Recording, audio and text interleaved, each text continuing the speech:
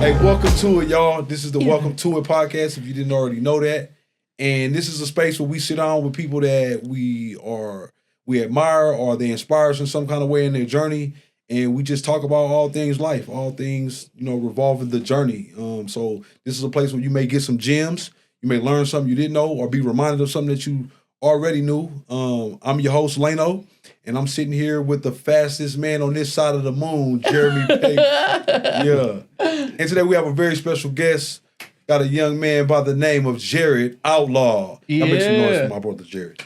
What's up, boys? Welcome to it, man. It's good to be in the studio, man. Fuck yeah. Feels Stoked good? to have Finally. Yeah. Yes. That seat nice and warm for you? Oh, it is, man. All right, cool. It is. I'm sitting in sticking it. to it a little Yeah. bit, though. I don't know what that's all about. Hey, you got to come here to experience the white chair. Oh my God. You'll never know what he's talking about until you come see the Yeah. Fuck yes. Oh, yeah. Outlaw, we like to kick off the show Okay. by just giving you your flowers. We this show is like sick because we just get to have like some of our favorite people just hanging out and chatting and stuff like that. Yeah.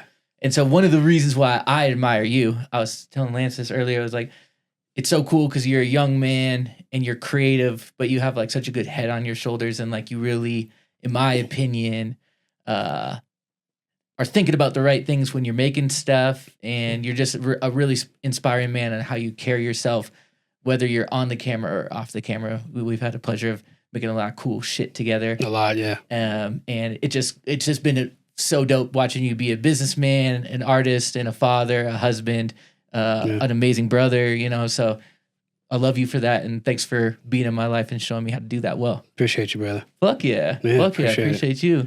Yeah, man. It's been a ride. Yeah. It's been a ride. Yeah.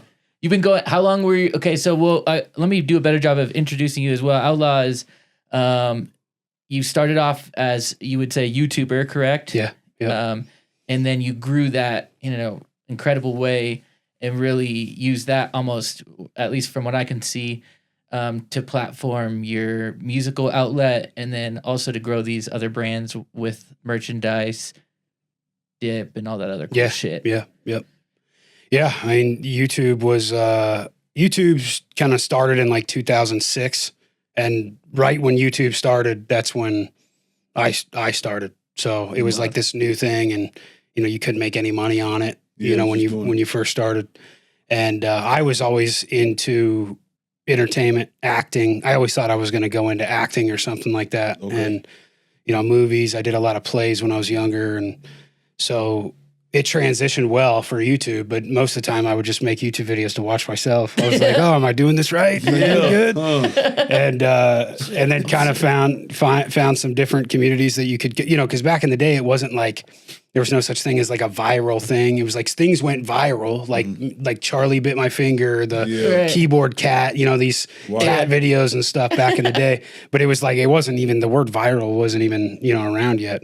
So, but yeah, I did YouTube like right at the beginning, and then posted consistently for, probably 5 or 6 years. And then you could start to make money. And then that's when I pursued it as, like a more of a career than just doing it for fun. So that's probably a good question, like to start with, is like, how important is it? Because you've been financially successful in your endeavors, but I've noticed about you is like, you're always choosing things that you're interested in. You're not just doing things because you're like, oh, that makes me a buck. Yeah. How important is that to be doing something just because you fuck with it versus? Well, I think it's just kind of the person you are. Like, I have buddies who like they're grinders, like they, even if they hate what they're doing, they grind and they'll make a lot more money than me or, somebody else by doing that. I've just never been like that, where like I gotta, love what I'm doing and actually enjoy it. 'Cause I'm not very consistent.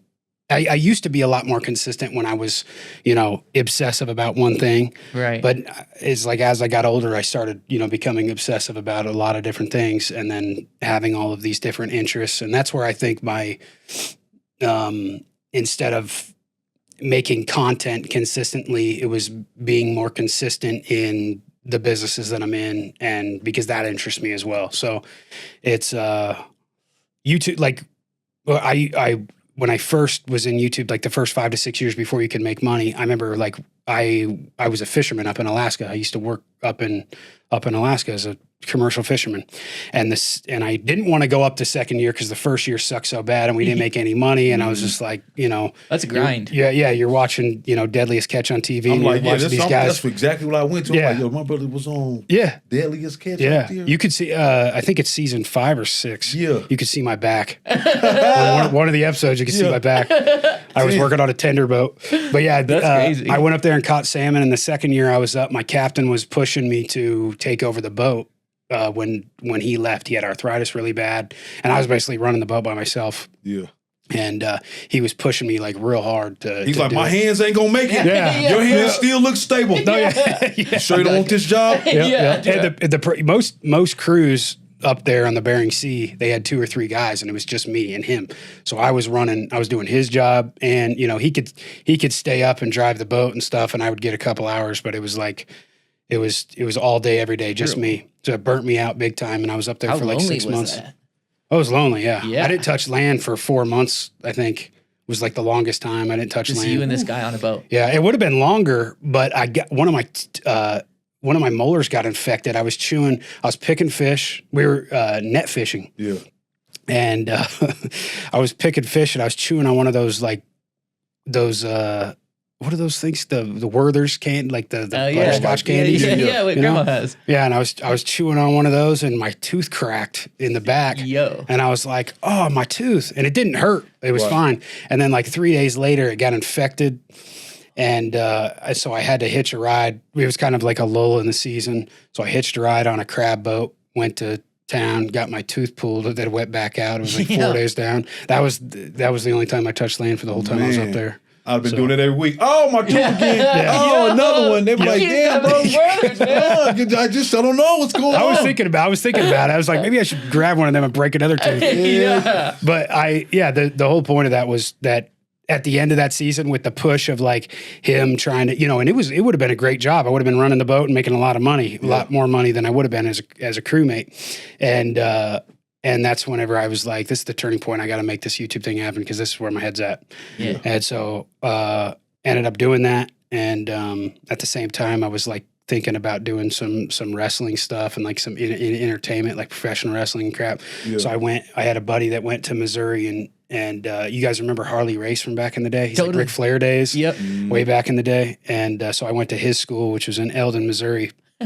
And it was kind of cool because you could go to the school for free and they gave you an apartment to live in for $13 a month. Sick. And so I was like, I had like big money, $1,000 in my pocket and a crappy truck and all these things. And I was like, yeah, this just ain't the future. I got to make something happen. Yeah, man. And that's whenever I decided, I was like, I'm going to make this work right now. So that was like the turning point of like when it all became That was your serious. welcome to it moment. Yeah, that was the welcome to it moment. Like a welcome to it moment. That's tight. But I mean, it also sounds like it was the path of you finding like, I got to do what I love, right? Yeah. You know what I'm saying? Because it sounds like you probably enjoy fishing. Yeah. But it's maybe not under those conditions, right? Exactly. Yeah. And I mean, there's been plenty of things I've turned down where I'm like, oh man, I'm just like, and I'm married down stuff and I'm turning things down. Then I'm like, yeah, I could have made a lot of money doing that, or but it's a lot of work and it's a lot of effort that I might not, want to do. Yeah. And just you got to be happy. And with me, I'm very volatile in my head. So it's like if I'm doing something for 2 weeks that I hate doing, it's going to ruin me. It's going to start to affect. He was doing great. Now he's dying. Yeah. And my dad didn't teach me much growing up, but he taught me one thing: is to be your own boss, and that's all I've tried to do. So your dad knew. He was like, "Hey, look, if you're my son." Right, you got the same head as me. Yeah, you're volatile up there. You're not gonna want to just be doing shit you don't like. Exactly. Unless it's you doing it, right? You at the top of the food chain with it. Yeah, man. Interesting. Yeah. What would you say something that you've learned, man, that you didn't necessarily know, but now that you know it, you're glad you know it?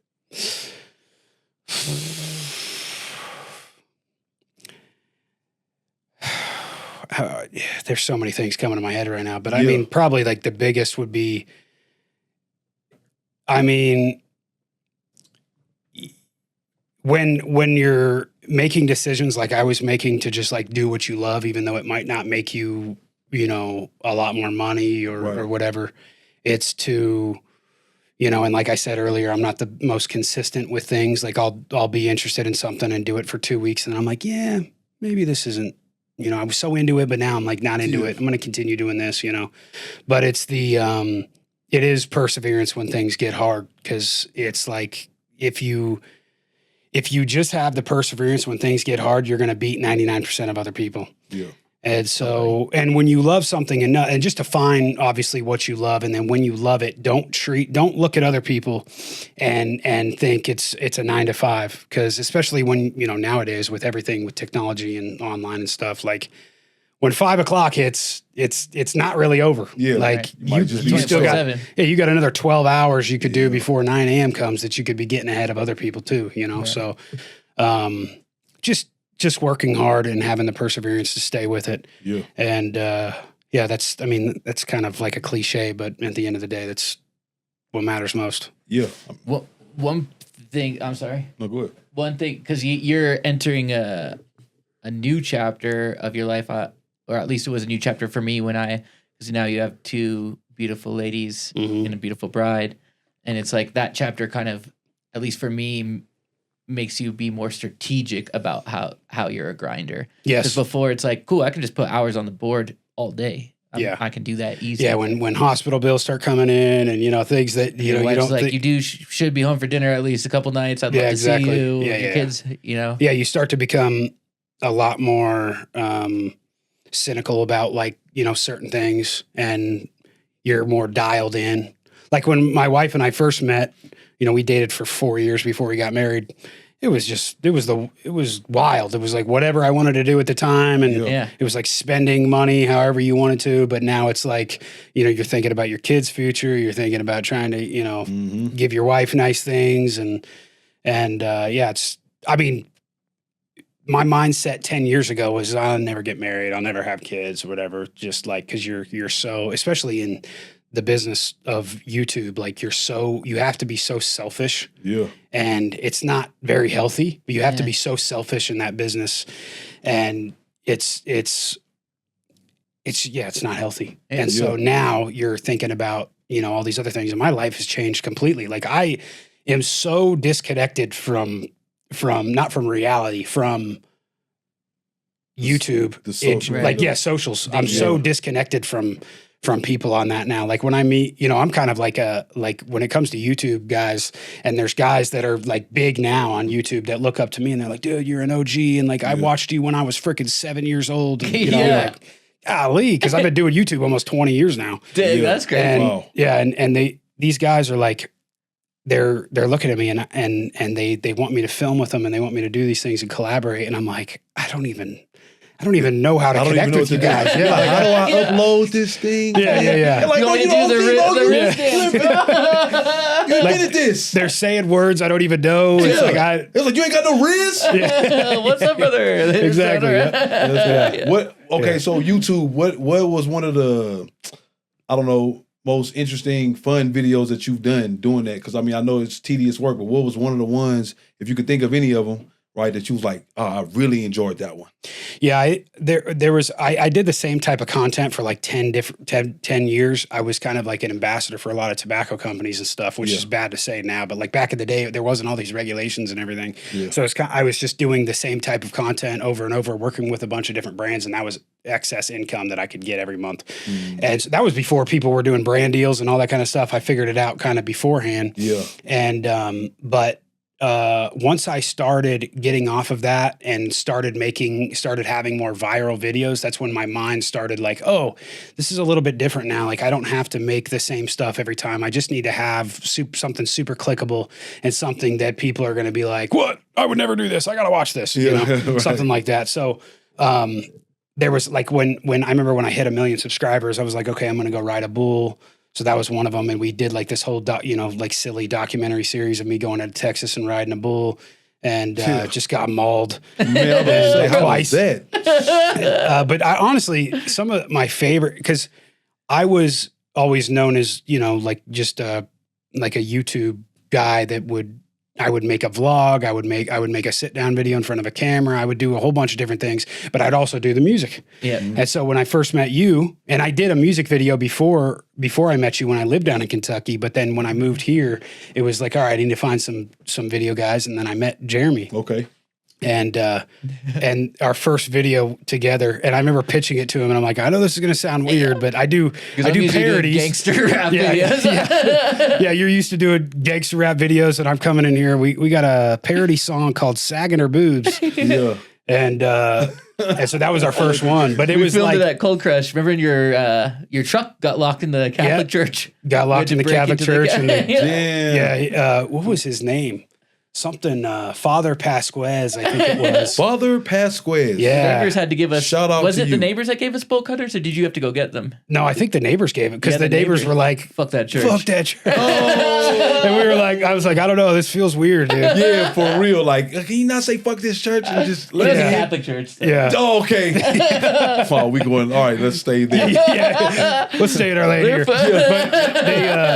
So and I remember 2 weeks later, I got like a warrant in the mail. That's It's like you need to come to this place or we'll come to your house kind of thing. And I was like, what? And I didn't even know what it was. It didn't even say what it was for, so I had no clue. And so when I get there, they tell me it was about this, and I was like, damn, that wasn't even me. That was like my buddy freaking did that shit. I was like, yeah, whatever.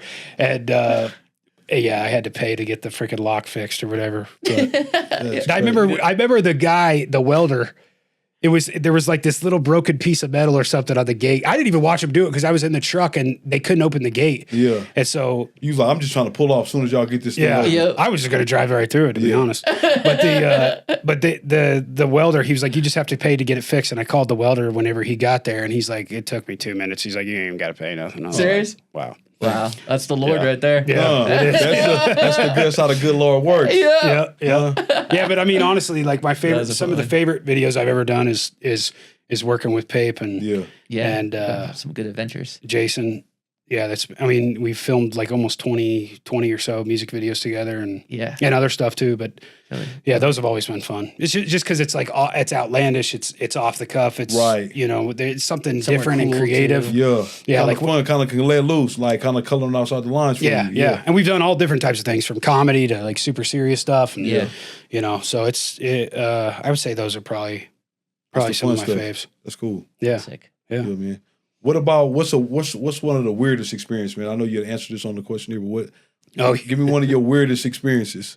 Yeah, you guys sent me that questionnaire and I had to think about it for a minute, but I was like, that was weird. Answering this question is the weirdest thing I've ever. Yeah. So when I obviously did a lot of stuff for a bunch of tobacco companies and whatever, and I did like this series of videos on a brand called Copenhagen, which is like, it's a big smokeless tobacco brand. And I did all this stuff and I was promoting them. That was like my dip of choice. Everybody knew. And so, and my videos were getting millions of views at the time, and it was promoting the product, not in like a illegal way. I wasn't like promoting smokeless tobacco and like, oh yeah, go buy this, go buy that. I was just doing kind of reviews and making like funny skits with them and stuff like that. And I was in Vegas I can't remember why we were in Vegas. It was like a buddy's birthday or something like that, but we were in Vegas and, we were seeing Rogan, and there was another, I can't remember. There was a couple comedians we were seeing that night, and I had an email that night, and then he was going to call me the next morning, and he got my phone number from like not a manager, but like a guy that I had booking stuff for me at the time. And he's like, are you good to call at this number? And I thought it was a prank email or something because it was from the CEO of Copenhagen. And I knew who it was. I won't say his name, but he's a big guy in that space. Mm-hmm. He runs a multi-billion-dollar corporate. I mean, might even be trillion. Like they're one of the biggest companies in the world. Yeah. And I was like, there's no freaking way. I didn't even respond. 8 a.m. on the dot in my bed in the Luxor. Yeah. I get a call from him, and it was him. And I was like, what are you? I was like, so what's the point of the call? I was like, are you? My drink glass? Yeah, I was thinking it was like going to be a good call. Like, maybe they wanted to do something with me or something because I had done some work for some other corporations before.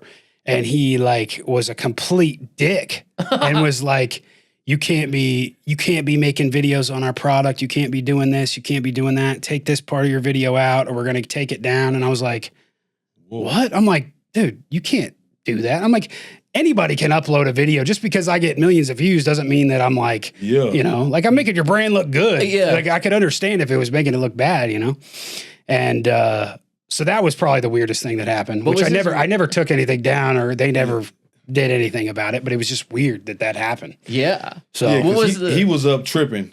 Yeah. Like just surfing the internet. What the fuck is this? yeah, I know. Yeah. I'm like, what? And I know I'm the choosing FDA. violence at 8 a.m. in the morning. Yeah. What and- about those other emails you need to be responding to, sir? Yeah, it was really weird, but and it was just like it was weird timing, because like the video, I remember they had a new product out and I did a review on it, and it was a good review. It was like everything was good about it. I didn't promote the product, nothing. There was no legal issues with it or anything, and I know they had. These big tobacco companies, they always got the FDA breathing down their back and stuff like that. So that's probably why, I'm assuming, but it was just a weird way to go about it. Especially, you think they would have some assistant reach out to me or whatever and be like, yeah, you think, I mean, maybe just don't do that anymore. But he was like, no, you need to do this, that, and the other. And I'm like, okay. We hung up and I didn't do anything and nothing ever happened to it. And then a couple years later, so from that call, I basically abandoned Copenhagen, and I just came out with a video saying, fuck these guys. Yeah. Yeah. Do not do Copenhagen. Everything I said for the past 10 years, disregard. Yeah, and that video went viral, and people were like, "Man, screw that! That's whack! Like, I can't believe this." So I got a bunch of people to stop doing that too, and then ended up making my own company, and then we made our own company, and it blew up right off the bat, and it was growing so fast that we were not able to keep up, small business. And then it was blowing up. We weren't able to keep things in stock. We had different machines trying to be built at the time, and without taking investors on, and just trying to do it with our own capital and everything. And then in the midst of all of this, when we're booming, the FDA comes after us because of the popularity of the brand.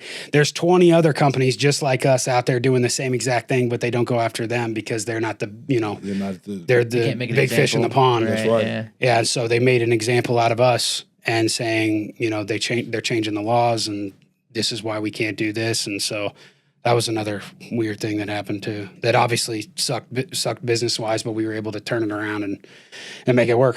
So, but it was it was 2 or 3 years downtime of like trying to get back up to where we were because of that. So, yeah. Wow. What can you tell? Because creative people are awesome and super important in this world, but it's always a struggle for creatives to be good at business because there's so much shit going on. Mm-hmm. What could you tell a creative, or what advice would you give someone that's a dope creative in order for them to be able to create financial freedom for themselves as well? Yeah, I mean, if you're like a true creative, like I wouldn't say I'm a true creative, because like I'm creative, but like I'm not, like I'm around people that are like true creatives, and I'm like, yeah, I'm nothing like that. Like there's some people that are true creatives, and if you're a true creative, I wouldn't try to brainwash yourself with business, because it is mind-numbing stuff, and it's really hard to get yourself, unless you're like an Elon Musk or someone who's smarter than everybody alive. You're like, I don't know, but the bottom line is just find the right people and find people you trust to be able to help you in those things, because if you have an idea, if a creative has an idea and like, I think this will do really good, unless you're trying to make like a hot sauce or something in a saturated market. Damn. Like, Louisiana hot sauce. Like, yeah. About to make it Louisiana Yeah, we don't need any more Louisiana hot sauce. Dang. Yeah. Louisiana hotter sauce. Yeah, there you go. Crystal sister. Hot sauce from Louisiana. Yeah, I mean, there's definitely, I mean, especially now, it's easier than ever to get into business and make something work. Totally. But don't go in it alone. You got to find the right people to help you. And well, I mean, nowadays, white label and private labeling are huge. So it's like, if you can find the right contacts and get somebody to make your product for you, and you're just the one promoting it, and then find an advertising guy or find a marketing guy, or maybe you do that because you're the creative. Creatives are going to be good at advertising and marketing stuff, running ads and all that stuff. Maybe you find somebody to do it for you. But the content wise, the creative will be able to do that. The design, whatever they're into. But at the end of the day, businesses, there's just so many facets of it that it's hard to do all yourself. So find the right people and get them on your team. Make sure they're people you trust, and that's probably the best way to get to get secured. I mean, it depends on what you're trying to do too. Like, you know, if you're trying to be a Fortune 500 company, you definitely got to find the right people. But if you're trying to just have a small business that you can make an extra $5,000 a month or something, that's something you can easily do. Okay. People can print labels and ship out packages on the daily if they want to. But it's nowadays it's so easy to create your own website and have product made for you and all that. You know, so it's easier than ever. But you just got to watch a couple of YouTube videos. anything. YouTube University, y'all. Yep. There you have it. Seriously. Find the right people in YouTube University. Yeah, definitely. What's Jerry? What's something that I know you know, man, you're famous for the YouTube stuff, but what is something that people probably don't know about you? You know what I'm saying? Like that you will want them to know, or they don't. You know what I'm saying? They just would never even think to ask you this. Probably stuff about business. Yeah. It's just because my persona online is nothing about business, you know. And I don't. The opposite. Yeah, exactly. Riding bulls. Yeah, exactly. Yeah. When people like meet me, they, you know, like if I have people that have been watching me for a long time, like I was at Cabela's earlier today with my daughters, they were taking pictures with the Easter Bunny. And every time I'm in Cabela's or Bass Pro, it's like I got these 18 to 24-year-old kids that are just like, Outlaw, oh my gosh, what's up, dude? Hey, this, that, and the other. And they have no idea that I have like these businesses, or I'm constantly on the phone, or I'm flying to New York to go. They think you just playing on the internet all day, man. Yeah. And so, which I choose to kind of keep that offline just because it's like, it's boring. Not a lot of people want to hear about it. That's a whole different type of audience that wants to hear about, you know, those type of things. Yeah. But that's what I'm mostly interested in. That's what I'm best at. I feel like is the marketing and advertising aspect of business and being able to build a brand, you know. And so, not that I necessarily would want people to like ask me about that, but it's just that that's probably something people don't know about me as much, especially because the persona online of me is somebody completely different. Boobs guy. Yeah, exactly. Yeah. Yeah. And the funniest thing too is like you probably know. I mean, we met 10 something years ago or whatever, but like I was a completely different person 10 years ago, or when I was at my most popular. Yeah. Totally.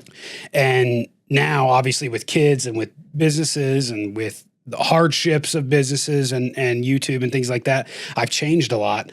And so personality-wise, I guess, maybe not personality-wise, but I guess just the way I carry myself is different. So some of these kids or people my age even who are still the same, you know, they're kind of like I was 10 years ago. Right. They're kind of off a little bit. You know, they're like, you know, you don't seem like the same guy that's not on as your funny YouTube. as I thought you would be. Exactly. Be silly and chug a beer. Kind of boring. Exactly. What are you talking about? Brands, Yeah. kids, Yeah. nap time. Yeah. And that's just the way it is, which I feel like everybody goes through that. For sure. That's the transition area I'm in kind of now, you know? So, and like we talked about earlier, like I rarely, you know, if I post on social media, it's usually just to promote something. Yeah. It's like, I don't care to really post my life anymore, you know, and too busy living it, man. Exactly. Yeah. It's a completely different time now where I'm like, I used to post everything I did. And it was like, I'm feeding the chickens, I'm posting it or whatever, just because it's like, it was like, I did it for, you know, whatever it was, 15 years of just like posting every single day. Mm-hmm. And there was 2 years there where I posted a YouTube video every single day. Did like 600 uploads in a row or something like that. Insane.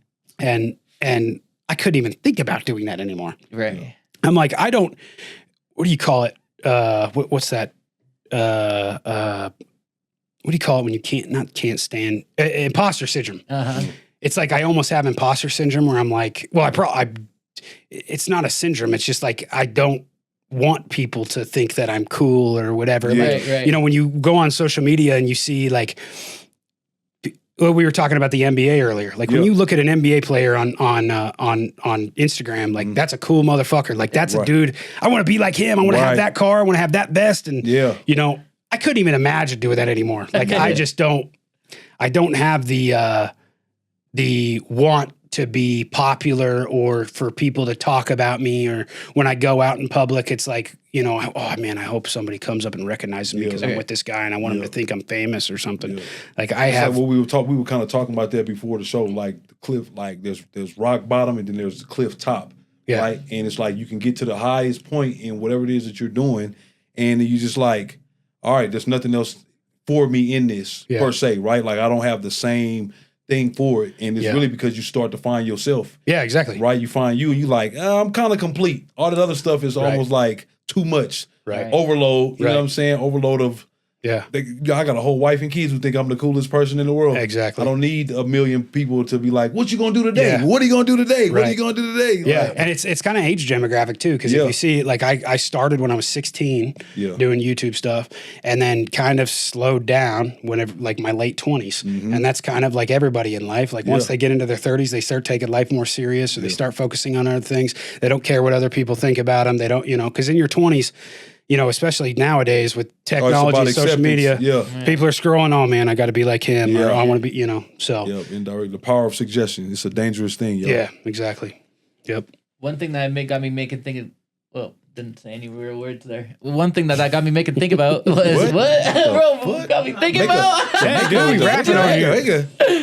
was like change and like there's never a point in life where you get to it and you're like, boom, I made it. That's it. There's like always a lot of like pivots and evolution and growth and shit like that. How have you learned to do that gracefully? Because that can really fuck people's shit up. Yeah, you got to be like strong-willed in your mind. Like it's, when the FDA stuff happened with my business, and then obviously getting canceled off of YouTube, and the YouTube, my monetization goes away. I don't make money anymore because of this. They changed their rules, so it's like the content that I'm uploading now isn't safe for ads, and the adpocalypse happened and everything. All of everything I did and put 15 years of effort into went down into a drain. And if I didn't have certain things set up, I would have been in real trouble. And I've seen YouTubers go through that because you're not, as high as Don't people last forever. Yeah, exactly. It never lasts forever.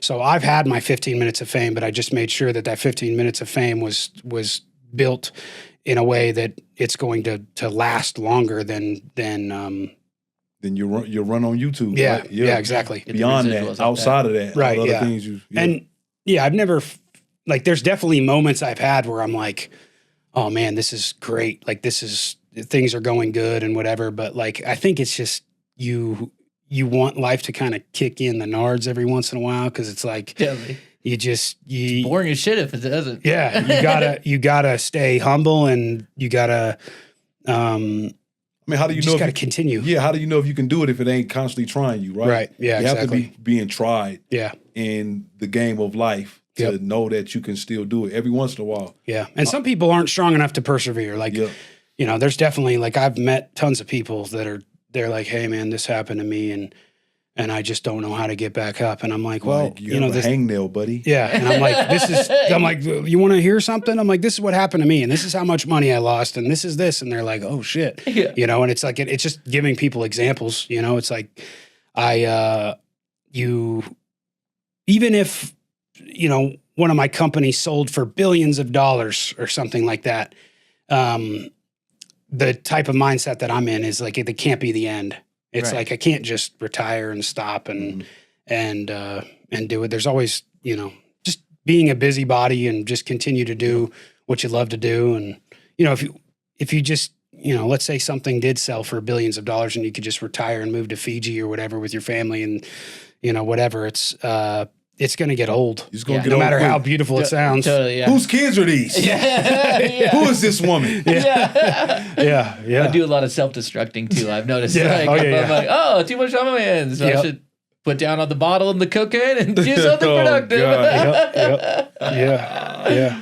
So, and, I think a lot of people just get too caught up in, especially nowadays, technology and social media, and people get so caught up in it. And I'm like, we were just at the Nuggets game the other night, and I looked around and I'm like, oh my gosh, like you're talking, there's 15,000 people in the ball arena. Yeah.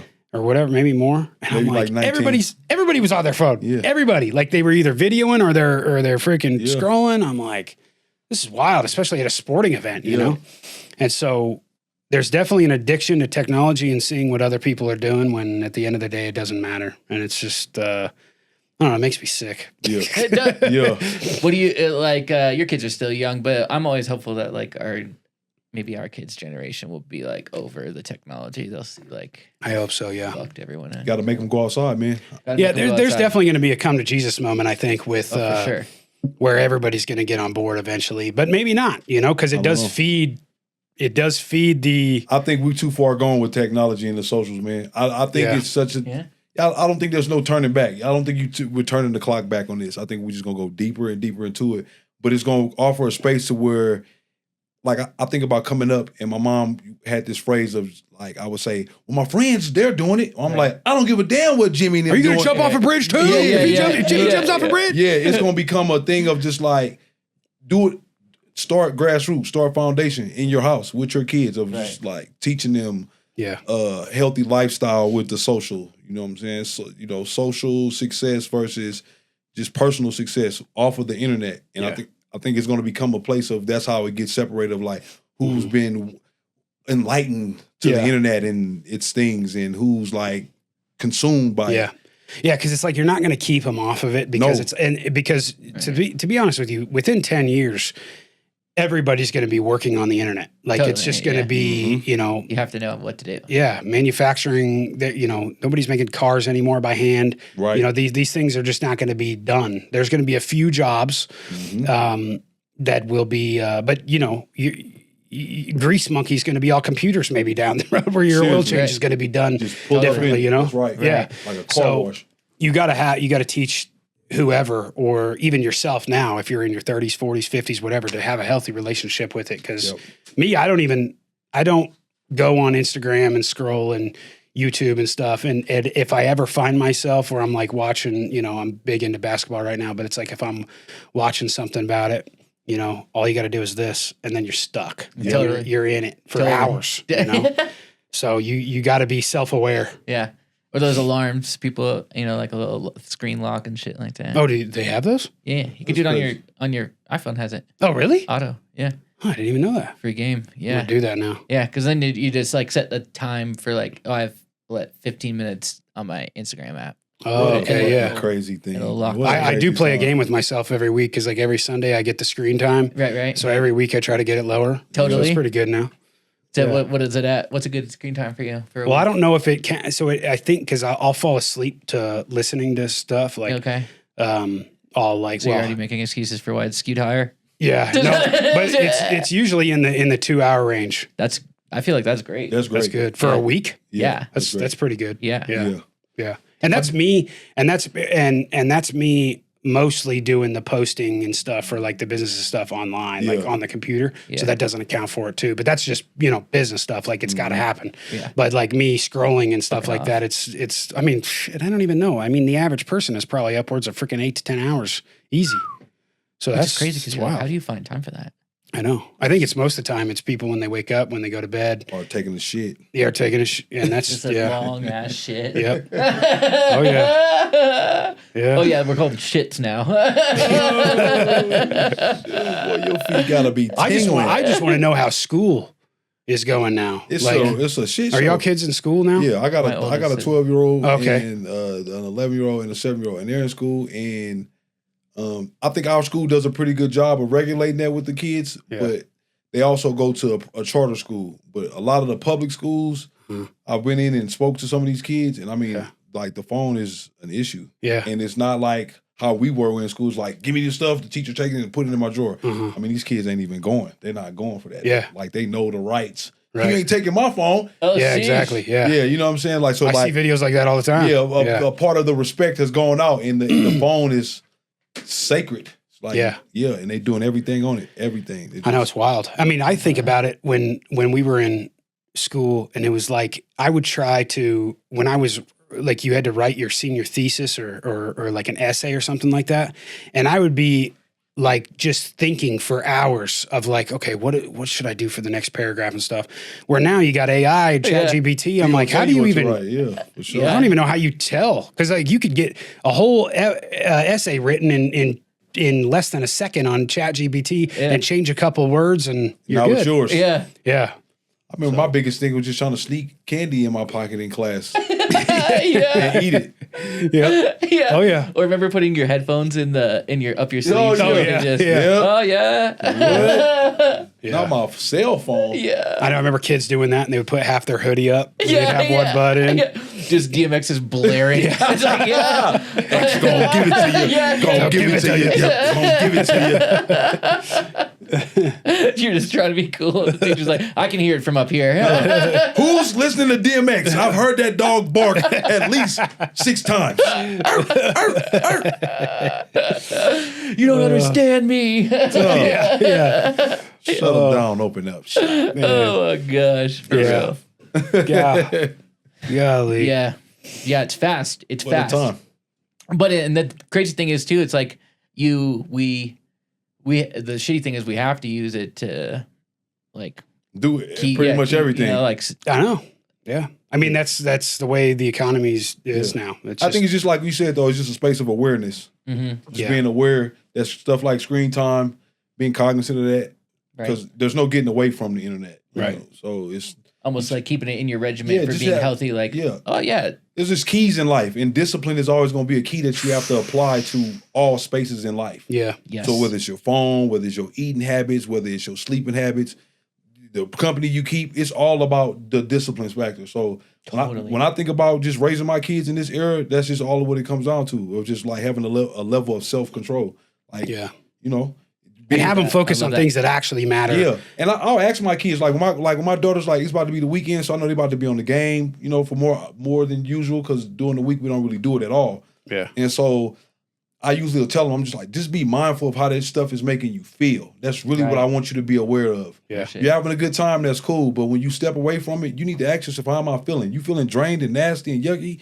You probably don't need to be staring at that for 2 hours, looking at YouTube clips and shorts and videos. Like, I get it. Yeah. It seems entertaining, but it's also distracting you from Mind numbing. for something else that you probably could be doing to up your Yeah. human level. Yeah, Right. exactly. You know? Right. So, Yeah.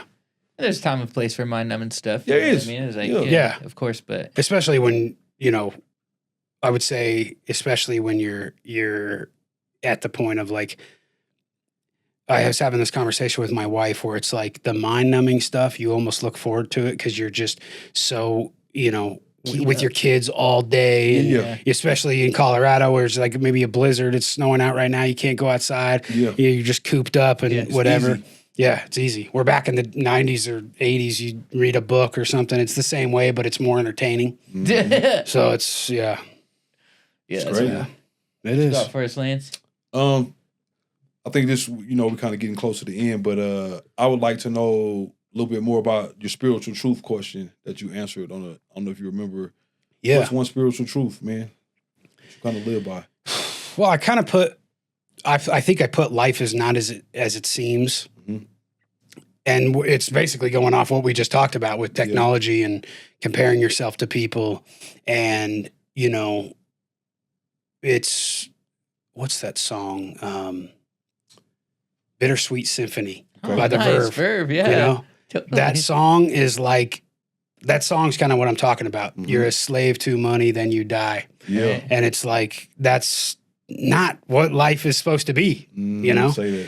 And we live where economy is, like it's just fed into us when we're kids. It's like you make money, you get a house, you have a family, all these things. And it's like, that's all great and all, but don't have the focus be you being a slave to money. And that's why I focus on not money. It's like I focus on, I love what I'm doing, and money's Money just a comes. bonus. Right. Totally. That's right. Yeah. Yeah. And I don't ever look at anybody like when I have I've had meetings with very successful people and investment bankers and things like that where I'm looking at them like, dang, that guy pulled up in a Rolls Royce, like, that dude's balling. Yeah. But I've never once, and I'm sure a lot of people do, but I just never once been like, man, I envy that. Mhm. It's more of just like, I don't know, it kind of looks miserable to me. Yeah. Like, I always Awesome. think that too. Like, what did you trade to get that? Yeah, what are you Maybe giving that's up? maybe 'Cause, a you coping got thing yeah, for me. But you got to give something up. yeah, Yeah. you And- don't get everything.